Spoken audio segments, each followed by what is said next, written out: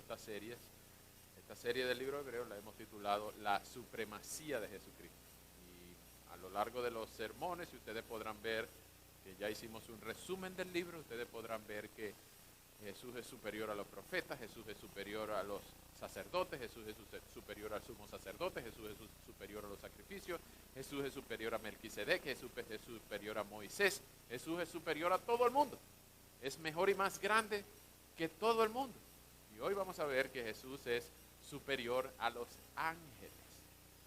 Ustedes dirán, eso se sabe, no hay que hablar de eso. Jesús es superior a los ángeles. Pues mucha gente tiene problemas con los ángeles. Hay gente que le ora a los ángeles. Hay gente que quiere que los ángeles los sanen. Hay un bestseller ahora mismo en Amazon, en el New York Times, que se llama Sanidad a través de los ángeles.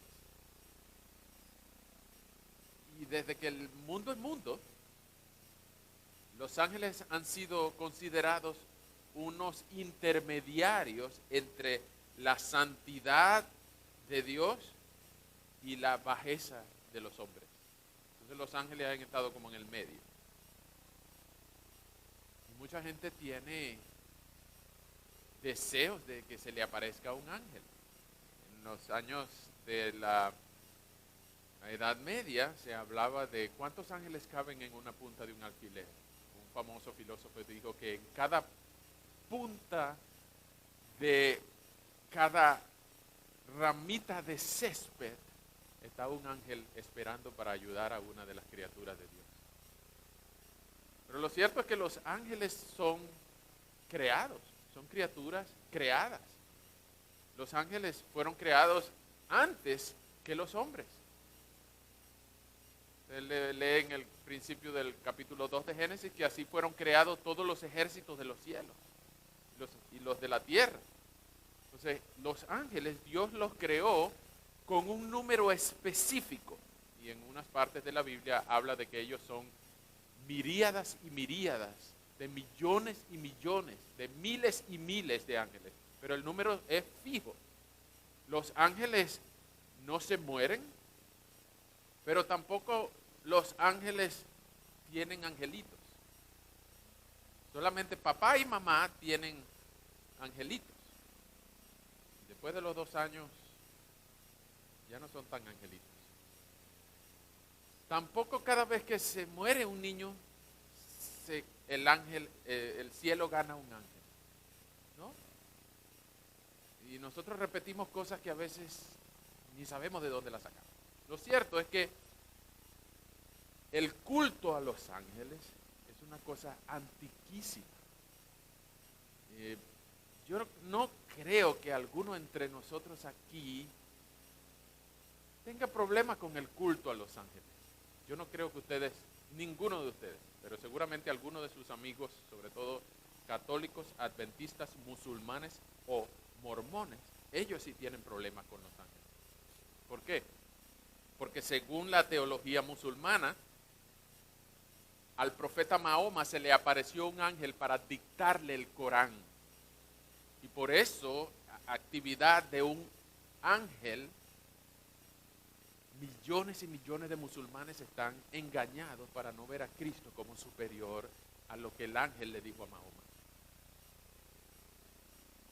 Peor aún, los mormones piensan que el ángel Moroni se le apareció a José Smith para dictarle otro testamento acerca de Jesucristo.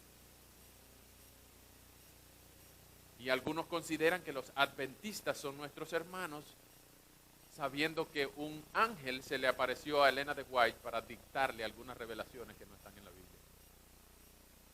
Entonces, los ángeles han sido mensajeros, y eso es lo que refleja la palabra, eso es lo que traduce la palabra ángel, es ángelos en griego y es malak en hebreo. Pero son mensajeros, son personas que son alguien que lleva un mensaje. Es un office boy, es un cartero, es alguien que lleva un mensaje. Eso es un ángel. No es una persona buena, no es una persona que nunca se equivoca, no es una muchacha bonita que tiene la carita de un ángel, no, eso no es ningún ángel. Conócela para que vea. Los ángeles fueron creados antes que los hombres y tienen una jerarquía sobre los hombres, pero tienen rango inferior a Dios. De hecho, los ángeles tienen un número fijo.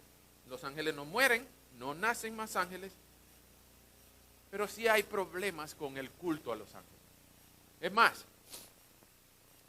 en el concilio de la Odisea, en el año 318, si mi memoria no me falla, el canon 25, la iglesia del año 318 tuvo que lidiar con el gnosticismo desde los días de las primeras cartas juaninas, de la primera, segunda y tercera de Juan. El gnosticismo reinante tuvieron que lidiar el concilio de la Odisea para establecer que el culto a los ángeles era pecado. Porque el gnosticismo incluye el culto a figuras superiores a los ángeles, a los humanos, perdón. Y el canon 25 establece que es pecado apartarse de la iglesia para adorar a los ángeles. De hecho, ustedes vengan conmigo, antes de ir a Hebreos, vengan conmigo en Colosenses 2:18 y ustedes se darán cuenta de lo que les estoy diciendo. Que desde que el Nuevo Testamento estaba siendo escrito, había problemas con el culto a los ángeles.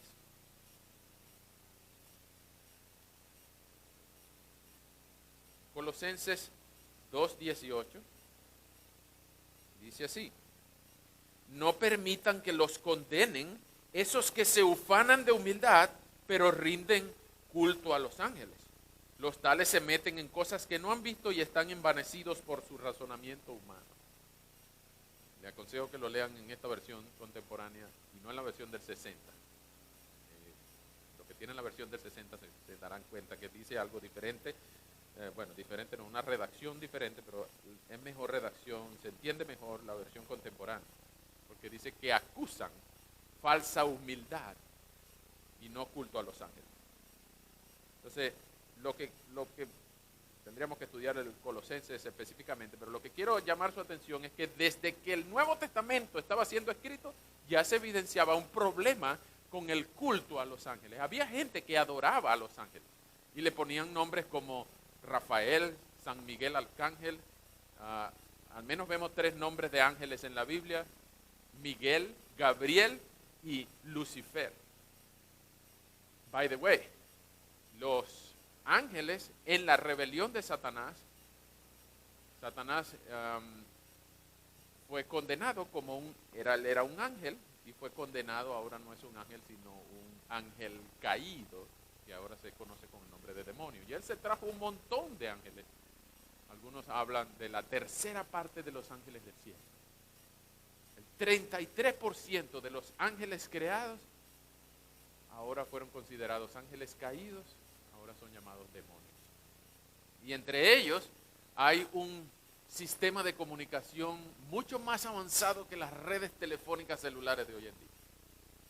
Los demonios tienen una red de comunicación y los ángeles también tienen una red de comunicación increíble. Hay jerarquía entre ellos. Se habla de serafines, terafines, se habla de arcángeles, se habla de ángeles. Hay unos que tienen 6 alas, hay unos que tienen 4 alas, hay unos que tienen forma humana, hay unos que tienen un tipo de cuerpo que no es sino blanco resplandeciente, y ustedes van a encontrar 273 veces la aparición de la palabra ángel en la Biblia. Es decir, que los ángeles no son cualquier cosa. Los ángeles son una jerarquía intermedia entre la deidad y la humanidad. Entre Dios y los hombres, los ángeles, incluyendo los caídos, hay poder intermedio. ¿Por qué les digo todo esto? Bueno, porque el texto que nos atañe hoy tiene que ver con que Jesús es superior a los ángeles. Y ustedes dirán, pero si nosotros sabemos eso, si nosotros sabemos que Jesús es superior a los ángeles, ¿por qué tenemos que hablar de eso? Bueno, porque tanto ustedes como yo venimos de un trasfondo donde también tenemos problemas con los ángeles. No, hermano Alejandro, yo nunca le he orado a un ángel. ¿Seguro? Vamos a ver, permítanme meterme ahí lo más profundo de la tapa de su cabeza, si ustedes pueden recitar conmigo esta oración. Ángel de la guarda, dulce compañía, ni de noche ni de día.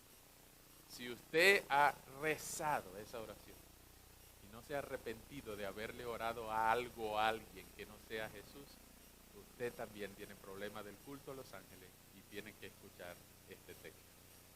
Así que vengan conmigo por favor a Hebreos 4. Vamos a leer, Hebreos 1, 4. Pero no vamos a empezar desde el 4, sino que vamos a empezar desde el 1. Y vamos a leer hasta el 14. Hebreos 1, del 1 hasta el 14. Repito, Hebreos 1, del 1 al 14. Voy a leerlo en la versión contemporánea, Reina Valera contemporánea. Usted me sigue con sus ojos, por favor.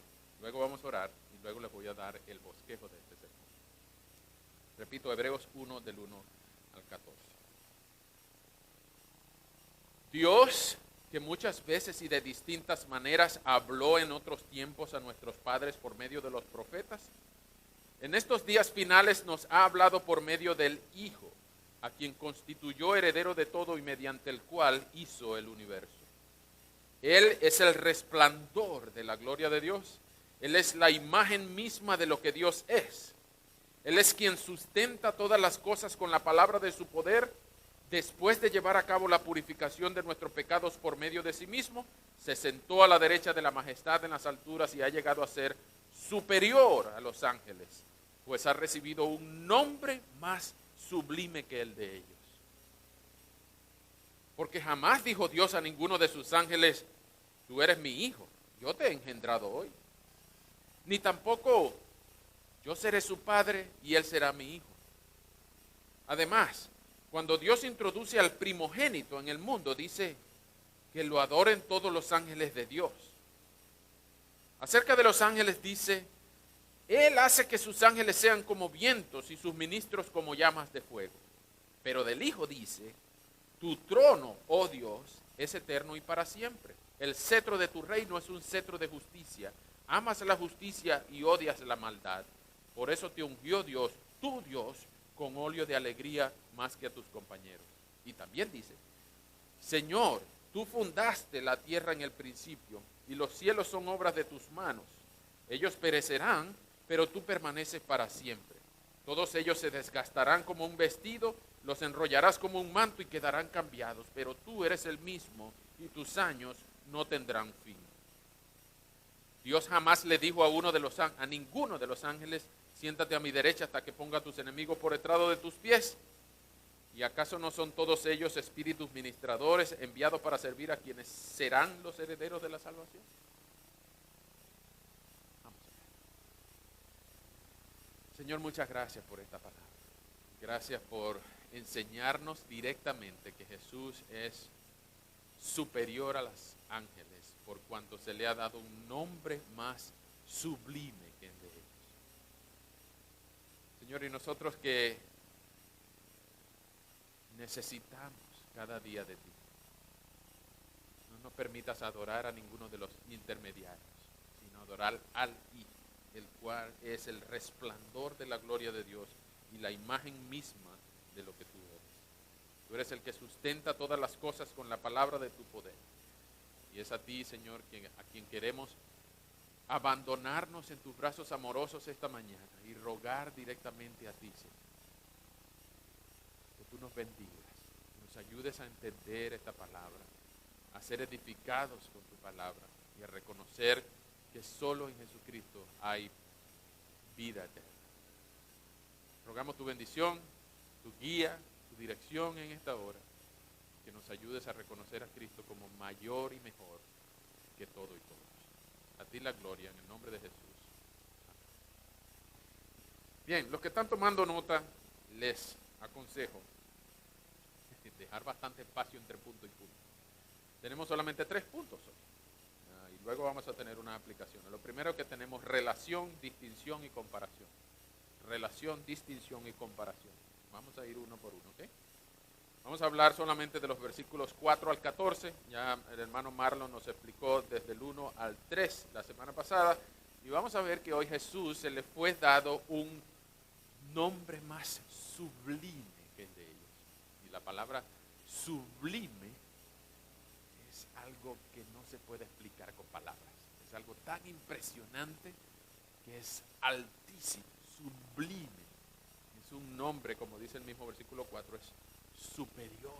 El nombre de Jesús es superior, en este caso, superior al de los ángeles. Por eso el nombre de Jesús es el nombre sobre todo nombre, dice Pablo en Filipenses. No hay nombre por sobre el nombre de Jesús. En la cultura americana se sorprenden de que nosotros en la cultura latina tengamos amigos llamados Jesús. Usted no conoce ningún gringo llamado Jesús. Pero en nuestro pueblo hay 10 José y 7 Jesús en cada esquina. ¿Verdad? Bastante. Y María mucho más. Pero Jesús es un nombre en la Biblia, es un nombre que es sobre todo nombre. Hablando no de el nombre propio, de cuántos Jesús hay en la Biblia, no. Es el título de Salvador. Jesús significa Salvador. El nombre de Jesús es un nombre incomparable. No hay nombre comparable al de Jesús. Y eso es lo que vamos a ver. Vamos a ver la relación, la distinción y la comparación de Jesús con los ángeles. Primero, vamos a ver la relación. ¿Qué relación vemos en el versículo 5? Bueno, vemos una relación de parentesco. Una relación de parentesco. ¿Qué vemos en el versículo 5? Lo primero vemos que Jesús, Dios, no le dijo a ninguno de los ángeles, tú eres mi hijo. Pero a Jesús, en el bautismo, le dijo a Jesús, a Juan el Bautista y a todo el que oyó la voz, este es mi hijo amado, en el cual tengo complacencia. Entonces vemos que Jesús tiene una relación de parentesco con Dios que no la tienen los ángeles, ni la van a tener ningún ángel. En el capítulo 2, 6 de Génesis y en algunos otros capítulos de la Biblia se habla colectivamente de los ángeles como los hijos de Dios. Igual que se habla de los cristianos. En Juan capítulo 1 y en algunos otros, muchos otros capítulos de la Biblia se dice que el pueblo de Dios, los cristianos, son los hijos de Dios. Pero eso es colectivamente, plural. Pero en singular, individualmente, Dios no le ha dicho a nadie más, tú eres mi hijo, aparte de Jesús. Por eso esta relación de parentesco, que Dios Padre le dice al Hijo en el versículo 5, tú eres mi hijo, yo te he engendrado hoy. Ahora, ustedes que viven del concilio de Nicea para acá, de 325 para acá, ustedes que viven en un mundo donde todo el mundo acepta que Jesús es el Hijo de Dios. El problema es que no saben que Jesús es Dios, el Hijo. Ahí es que, como dicen en mi pueblo, ahí es que la puerca tuerce el rabo. Porque todo el mundo entiende que Jesús es Hijo de Dios. Lo que no aceptan es que sea Dios el Hijo. ¿Ok? Y dicho sea de paso, ustedes van a encontrar en nuestro pasaje de hoy, Hebreos, van a encontrar 7 pasajes del Antiguo Testamento para corroborar que Jesús es superior a los ángeles. 7 pasajes del Antiguo Testamento. Ustedes dirán, ¿por qué tanto? 10 versículos, 7 citas del Antiguo. Bueno, esta es la maravilla del Nuevo Testamento. Cuando ellos estaban escribiendo la carta a los hebreos, ellos eran nuevos cristianos que eran judíos. Y ellos lo único que tenían era el Antiguo Testamento. Ellos no tenían el Nuevo Testamento. Los judíos no tenían de hecho todavía no creen en el Nuevo Testamento. Por eso es que hay que demostrarles que Jesús, el Mesías de los cristianos, que los judíos rechazaron, es Dios y es el Mesías esperado desde el Antiguo Testamento, pero el autor de Hebreos no se lo demuestra porque yo lo digo, no, sino porque el Antiguo Testamento de ustedes lo dice. Entonces yo no puedo caer en el error de lo que se llama un razonamiento circular. O la Biblia es verdad porque la Biblia dice que es verdad. O yo tengo razón porque yo digo que tengo razón. No, no puede, eso es razonamiento circular. El autor de Hebreos es inspirado por el Espíritu Santo para escribir citas del Antiguo Testamento para corroborar que Jesús desde siempre es superior a los ángeles. Porque ellos tenían problemas con los ángeles, con el culto de los ángeles. Ellos creían que un ángel se le apareció a Jacob y creó en ese momento en Peniel el pueblo de Israel. Ellos creían que el ángel se les había aparecido a la gente en Sodoma para destruir. Ellos sabían que cuando se aparecía un ángel, ellos tenían que arrodillarse, porque había un encuentro entre el cielo y la tierra. Pero hasta Mateo 1:1, Dios no se había hecho presente en cuerpo y alma, en cuerpo y carne. Recuerden que antes de la encarnación de Cristo, la única imagen visible que tenían para reconocer un enviado de Dios eran los ángeles. Entonces, por eso el autor de Hebreos destaca 7 citas, y ustedes ven dónde están las letricas. Por ejemplo, en el versículo 5, es una cita directa del Salmo 2, versículo 7.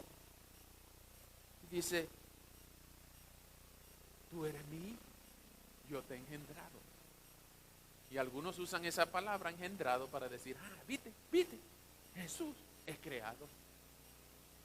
Jesús fue parido.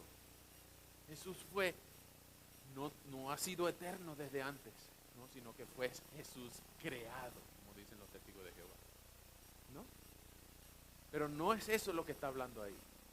Lo que está hablando es de que la relación de parentesco no fue que Jesús empezó a existir en algún momento, sino que se le dio una posición después de la encarnación, que en el bautismo de Jesús, Dios el Padre afirma a Dios el Hijo, tú eres mi hijo. Y esta es una cita directa del Salmo 2. Ahora, paréntesis. Una de las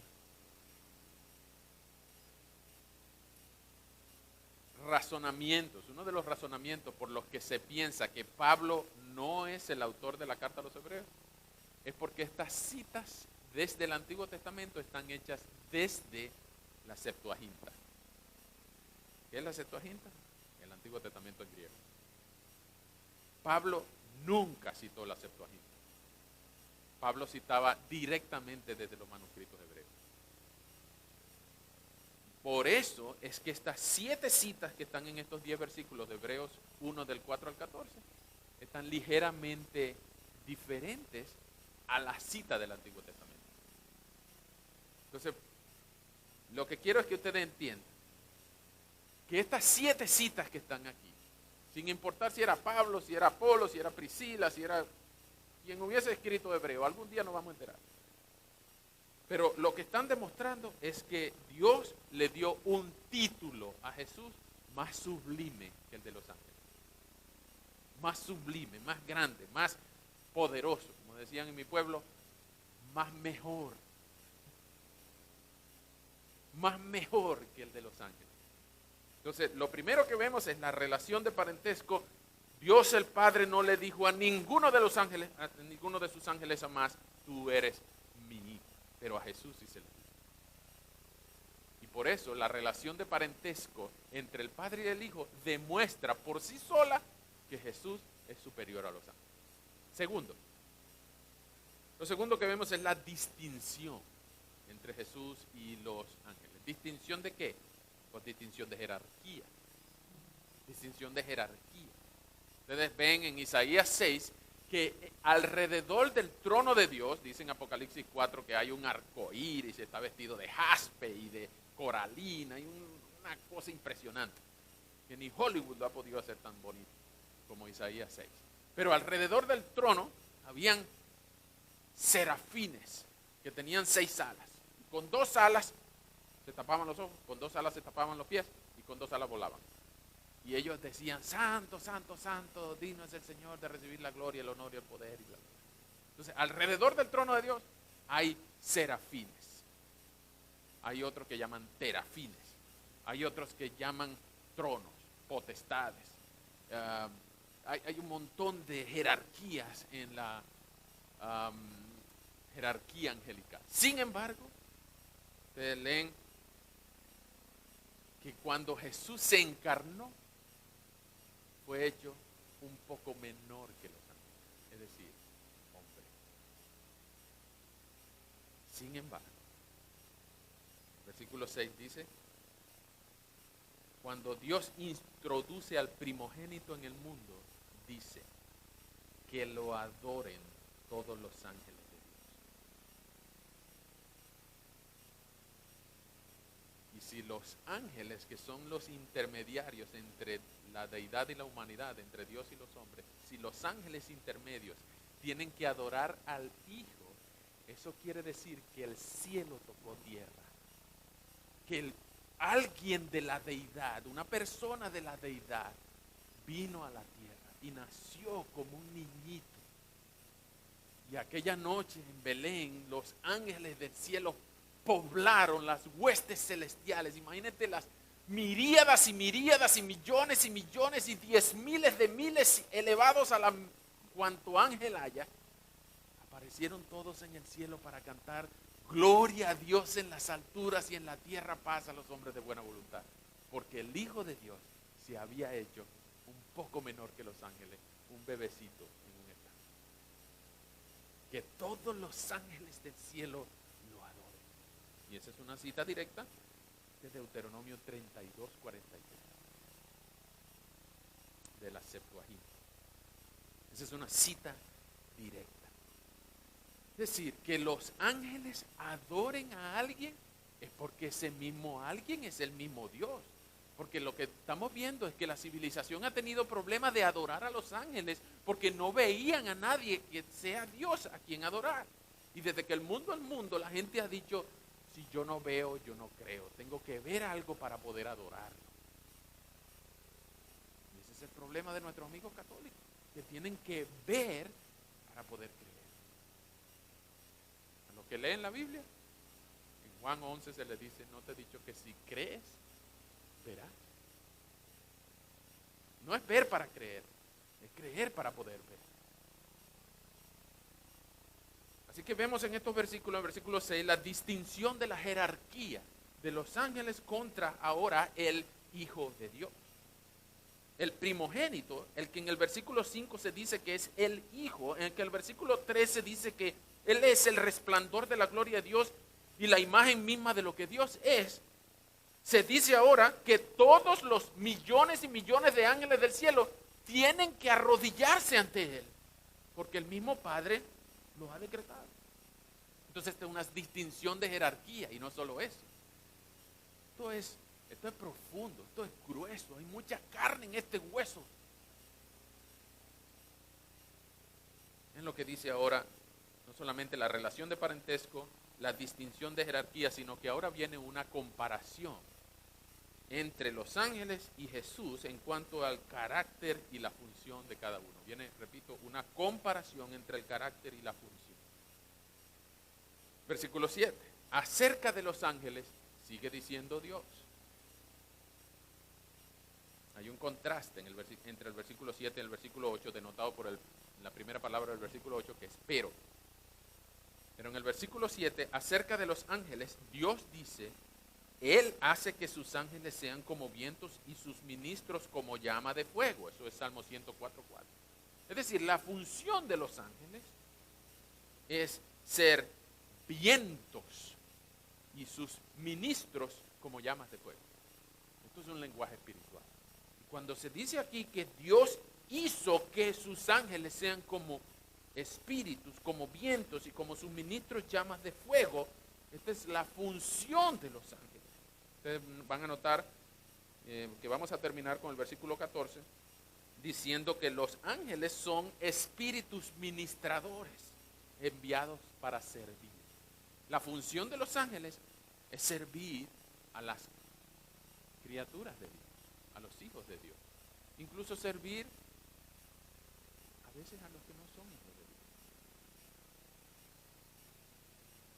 Pues Dios también envía sus ángeles a quienes no son sus hijos.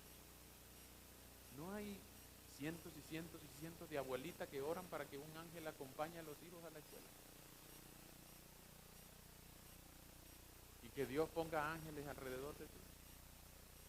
Es una creencia bíblica, es correcto. Cuando Pedro estaba preso en Jerusalén y los discípulos estaban temerosos, encerrados en una casa por allá, y Pedro de repente tocó la puerta y abrieron la puertica, la ventanita, y no puede ser, Pedro está preso allá, debe ser su ángel.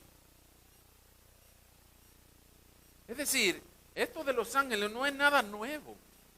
Esta es una creencia muy antigua, pero Dios mismo hace que los ángeles sean como vientos y ministros como llama de fuego, versículo 8. Pero del Hijo, Dios Padre dice, tu trono, oh Dios. Pues si usted está tomando nota, escriba en alguna parte con letras rojas. Y el Dios Padre le dice a Dios el Hijo, tu trono, oh Dios. El Padre llama al Hijo con el atributo de la deidad. El Padre reconoce que el Hijo es Dios. Wow. ¿Te había visto eso alguna vez en la Biblia? No solamente le dice tu trono, oh Dios, y esta es una cita directa de 2 de Samuel 7, en el versículo 8, ustedes van a ver que es una cita del Salmo 45. En el Salmo 45 es una conversación intratrinitaria, la cual es usada por David para reconocer algunos atributos de él como rey, pero que son una personificación de los atributos reales de Dios. Por tanto, no es a David a quien compone el Salmo que se está hablando al mismo, sino que es una conversación intratrinitaria donde el Padre le dice al Hijo, tu trono, oh Dios, es eterno y para siempre. El cetro de tu reino es un cetro de justicia. Tú amas la justicia y odias la maldad. No al revés. Amas la justicia y odias la maldad. Por eso te ungió Dios. Yo mismo, tu Dios, con óleos de alegría, más que a tus otros compañeros, es decir, los ángeles. Esto es profundo. Esto es increíblemente profundo. Porque el Dios el Padre está teniendo una conversación con el Hijo para llamarlo Dios. Y no solamente en el versículo 8, noten esto, en el versículo 8 te dice Dios 3 veces, tu trono, oh Dios, por eso te ungió Dios, tu Dios. En el versículo 10 dice, Señor, tú fundaste la tierra. En el versículo 13 dice, siéntate a mi derecha. Y en el versículo 6 dice que lo adoren. Es decir, el Dios el Padre reconoce la deidad de Dios el Hijo. Y esto es mucho más grande que cualquier ángel. Y Él se hizo carne. Y se hizo como uno de nosotros. Y vimos su gloria. Lleno de gracia, lleno de bondad. Y Él caminó entre nosotros. Hace 2000 años, Él nació como un bebecito. Nació de una virgen. Tuvo un papá, tuvo una mamá, tuvo unos hermanos, tuvo unas hermanas, jugó con carritos de madera, aprendió el oficio de su papá. A los 30 años empezó a predicar. Vivió una vida de 33 años sin cometer ni un pecado. Y comenzó a predicar y se entregó por nosotros. Se entregó para que nosotros podamos poner nuestra fe en Él. Y resucitó al tercer día después de haber muerto una muerte injusta, pagando por ti, por mí, nuestros pecados, la ira justa que Dios tenía, el Dios el Padre tenía en contra nuestra, Dios el Hijo la pagó y con creces. Pero cuando resucitó al tercer día, fue un decreto cósmico de que la paga del pecado había sido muerte, pero el regalo es la vida eterna en Cristo.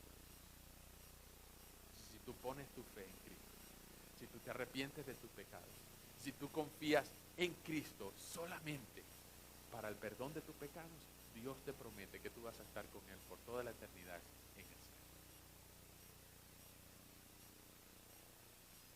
¿Se notan la comparación que hay entre el carácter y la función de los ángeles en los versículos 8 al 13? Hay tres cosas aquí. Lo primero es que hay un contraste del carácter. Los espíritus son como vientos, pero el Hijo es Dios.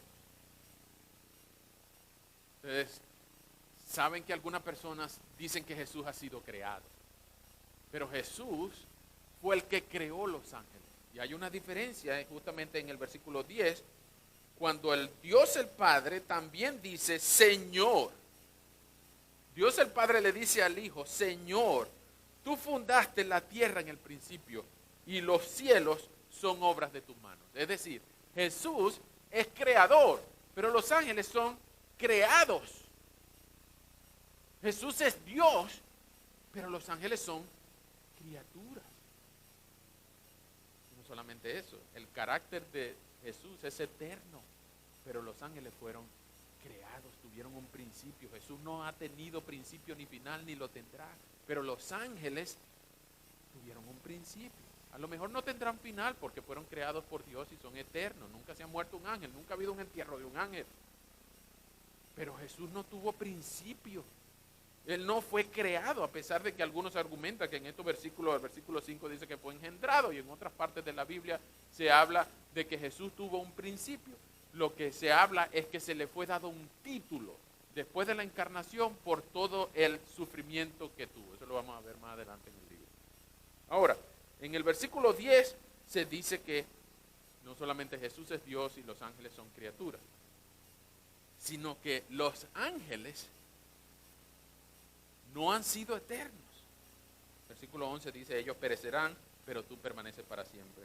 Todos ellos se desgastan como un vestido, los enrollas como un manto y quedarán cambiados. Pero tú eres el mismo y tus años no tendrán fin. Es decir, el Hijo de Dios es eterno, pero los ángeles tuvieron un comienzo. Y usted sabe que por lógica general, el argumento cosmológico enseña que todo lo que tiene, todo lo que existe, todo lo que comenzó a existir, tuvo una causa, tuvo un origen. Pero ese argumento cosmológico no aplica al Hijo de Dios, porque Él existe, pero no tuvo una causa, no tuvo un origen. Él siempre ha sido eterno, sempiterno, eterno en la eternidad anterior y eterno en la eternidad posterior, por siempre. Entonces, es una diferencia abismal en cuanto al carácter, la diferencia entre Dios el Hijo, Jesús, y los ángeles. Por eso Jesús es superior a los ángeles en cuanto a carácter. Pero no solamente la comparación en cuanto a carácter, sino en cuanto a función. En cuanto a función. Dense cuenta que en el versículo 14 dice que los ángeles son espíritus ministradores enviados para servir a quienes serán los herederos de la salvación. Pero en el versículo 3, la función de Jesús es, después de llevar a cabo la purificación de nuestros pecados por medio de sí mismo. Es decir, Jesús no es solamente creador, no es solamente hijo, Jesús no es solamente superior a los ángeles, sino que Jesús es también redentor. Redentor. Ningún ángel pudo haber muerto en la cruz por ti para pagar tus pecados. Porque ni tú eres un ángel, ni ningún ángel es humano. Por lo tanto, ningún ángel podía pagar nuestro pecado porque no era igual que nosotros. Por eso Jesús era necesario que naciera como uno de nosotros, se hiciera como uno de nosotros, viviera como uno de nosotros, pero sin pecado, para que sin pecado pudiera pagar a los que sí cometen pecado y ponen su fe. Entonces, la función de Jesús es redentor. Jesús es redentor, pero ningún ángel puede ser redentor. Ningún ángel puede ser redentor. Una de las figuras que yo más, bueno, para no usar un lenguaje muy fuerte, una de las figuras que más odio es Santa Claus. Nicolás, el viejito pascuero, el viejito, como ustedes quieran llamarlo, como lo llamen en su país. ¿Por qué? Porque es un viejito simpático, es un abuelito tan tierno, cachetes rosaditos, tiene una barba blanca, un gorrito, unos renos que hablan, nariz roja, increíblemente simpático. Y él no exige nada, él no exige santidad, solamente que te portes bien. Y si tú te portas bien, tú recibes regalos en la vida. Es más, tiene un ojo omnisciente y omnipresente que él ve a todos los niños, y todos los niños que reciben regalos, pues yo me lo merezco porque yo me porté bien. A lo mejor no me dieron la bicicleta que yo pedí, pero me dieron otra cosa, es decir, que no me porté tan mal. Yo me molesta la figura de San Nicolás, Santa Claus, porque está usurpando el protagonismo que solo Jesús merece, porque Jesús es el único redentor que pudo haber muerto en la cruz. Santa Claus ni conoce de la cruz. Es más, Santa Claus no existía. Es una figura de ficción para robar la gloria de Jesús en la vida. Algunos piensan que Santa Claus o San Nicolás es la burla de Nicolás de Bari, aquel que le dio la famosa cachetada a el hereje Arrio en el concilio de Nicea. ¿Y por qué hago énfasis en Santa Claus? Porque Santa Claus es una figura, San Nicolás es una figura imaginaria para distorsionar la salvación por gracia mediante fe y cambiarla por la salvación por obras, que siempre ha sido un problema en la sociedad. Cuando tú haces cosas buenas, tú te mereces un regalo. Cuando tú no te portas tan mal, entonces tú te mereces, aunque sea algo. Pero la salvación no es así. No es por la cantidad de cosas malas que tú dejes de hacer, o no es por la cantidad de cosas buenas que tú puedas hacer. Es porque Dios puso su gracia sobre ti y te dio fe para creer y arrepentirte, y ahora tú recibes por gracia poniendo tu fe en Él. Pero la gracia y la fe son don de Dios, no por obra, para que ninguno de nosotros se glorifique. Entonces Santa Claus no murió por ninguno de nosotros en la cruz. Los ángeles, ninguno de los millones de ángeles va a morir en la cruz por ninguno de nosotros. Solo Cristo, solo Cristo, solo Cristo. Entonces por eso Jesús es mejor y mayor que Santa Claus y que todos los ángeles. Entonces ya vimos la relación de parentesco, la distinción de jerarquía, la comparación de carácter y de funciones. Y ahora permítanme terminar con dos aplicaciones. Yo creo que cada uno de nosotros tiene al menos un amigo mormón, un amigo adventista, un amigo quizás musulmán, y quizás pueda tener alguna persona que le ore a los ángeles o todavía rece esta oración ingenua de ángel de la guarda, divina dulce compañía, no me desampares ni de noche ni de día. Si usted tiene algún amigo que rece esa oración, amigo adventista, mormón, musulmán o algún católico que le ore, le hable o crea a los ángeles, léale por favor este pasaje de Hebreos 1 del 4 al 14. Y si usted quiere, no comente nada, usted no tiene que hacer el papel de teólogo, de hermeneuta, usted no tiene que decir más nada, sino nada más leerle. Mira, dame tu opinión por favor de este texto. Y ore para que esa persona pueda caérsele la quijada de sorpresa. Yo le estaba orando a los ángeles. No puede ser. Yo estaba en un error, yo estaba en un peligro de muerte eterna. Y esa es la segunda aplicación que quiero decir. Si usted toma este texto y habla con alguien que le ora, le reza a los ángeles, hábleles de Cristo. Hábleles de Cristo. Porque Cristo se le fue dado un nombre más sublime que el de los ángeles. Fue hecho superior, ha llegado a ser. Él no fue creado, sino que a través de la encarnación, de sus méritos en la cruz, de su conquista en la tumba y de su ascensión gloriosa, Él ha llegado a ser superior a los ángeles. Que ya era superior, pero que por todo lo que hizo es mucho más mejor que todos los ángeles.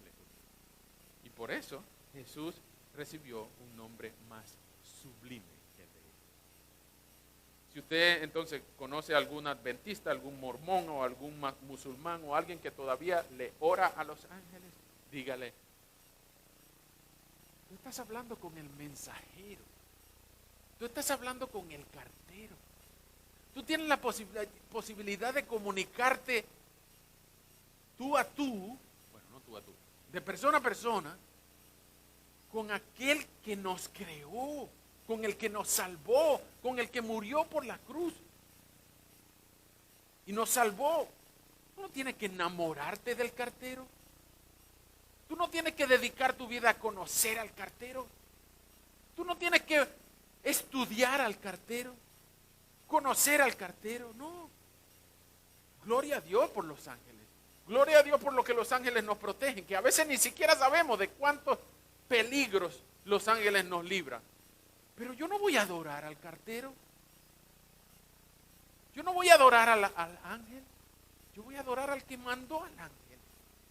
Háblale a la gente del que mandó al ángel.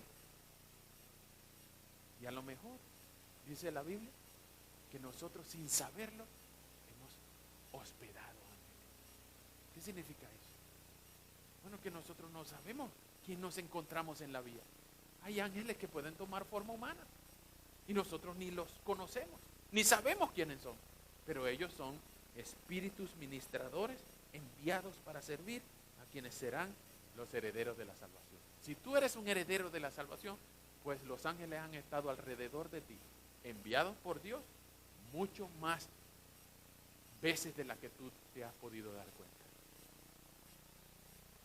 Y no es que tú ahora vas a andar viendo así como viéndole la espalda a ver si le vean que sea unas plumitas. No, adora a Dios. Adora a Dios porque el ángel de Jehová acampa alrededor de los que le temen. Pero Jesús tiene un nombre más sublime que él. Adora a Jesús.